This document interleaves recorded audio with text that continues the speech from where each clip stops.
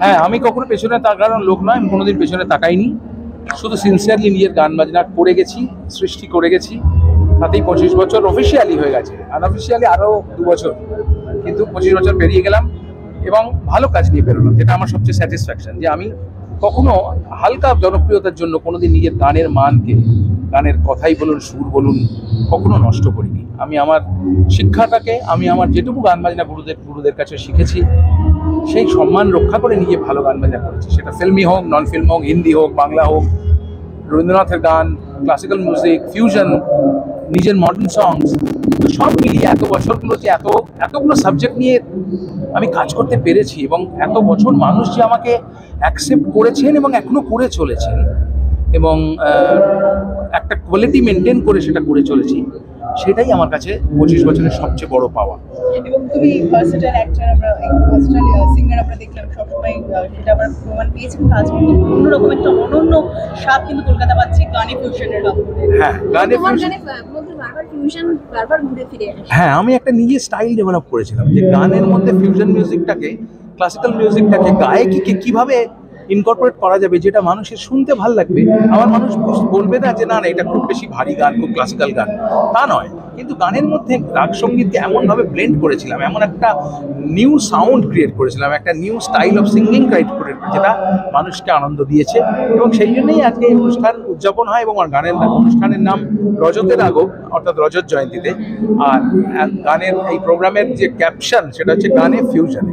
তাই প্রত্যেকটা গানেই কিছু না কিছু ফিউশন এলিমেন্ট যোগ করেছি। এবং অন্যান্য অনুষ্ঠানে এত বছর ধরে আমার যেসব কমন গান আপনারা যে ফরম্যাটে শোনেন বা শুনেছেন, আজকে দেখছেন তো সেই গানগুলোই আমি গাইছি, কথা সুর একই থাকছে, কিন্তু তার প্রেজেন্টেশনটা পাল্টে যাচ্ছে।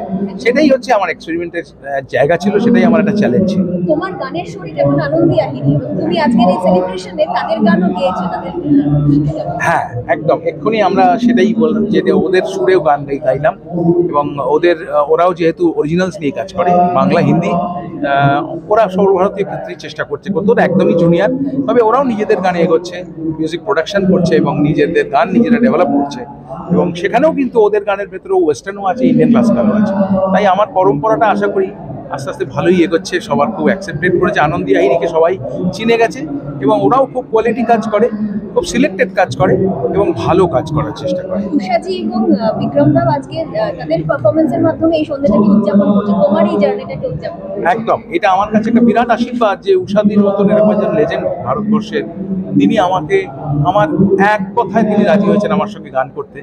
হ্যাঁ, এত বড় একজন আর্টিস্ট, উনি আমার মায়ের মতন, কিন্তু উনি আমার সাথে একসাথে গান করবেন, আমার গান ওনার গান মিলেমিশে একাকার হবে।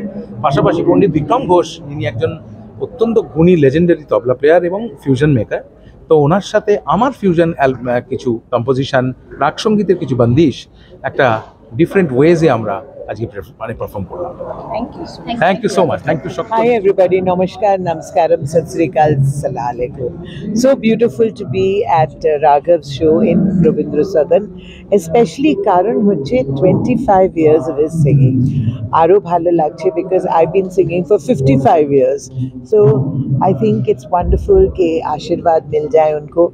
Sare yani Kolkata wasi, Bengal wasi, everybody here. And house full. I'm so happy for Raghav. Such a beautiful singer, amazing singer. আর আমি সবসময় বলিও না কে আজকে নিশ্চয় চাঁদ এসে যাবে আপনার he's really brilliant. I wish him all the very, very best always. R Raghav, don't worry, everything's going to be absolutely marvelous, and the moon is coming over to your house tonight. রাঘবকে আমি অনেক বছর চিনি। রাঘব আমার ছোট ভাইয়ের মতো।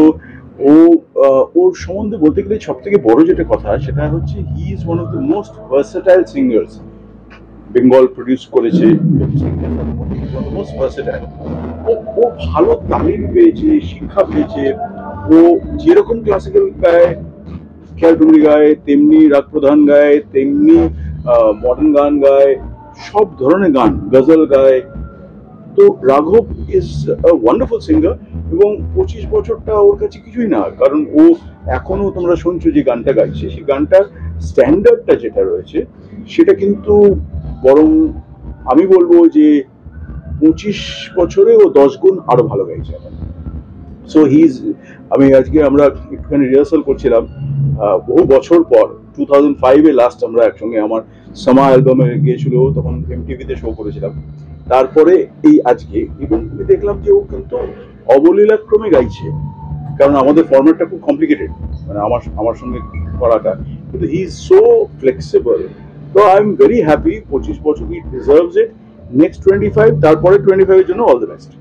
এবং এরকম একটা উত্তপ্ত পরিবেশ আমরা জানিয়ে সেই সময় যদি কিছু মানে রিলিফ দিতে পারে, সেটা একমাত্র কিন্তু গান, এবং তাই গানে ফিউশন অফকোর্স মিউজিক চিরকালই একটা মারাত্মক শান্তির মিডিয়াম, মানুষের মনকে শান্তি দেওয়ার জন্য কিন্তু ইটস অলওয়েজ বিন মিউজিক। তুমি যদি ওমও উচ্চারণ করো সেটাও কিন্তু মিউজিক।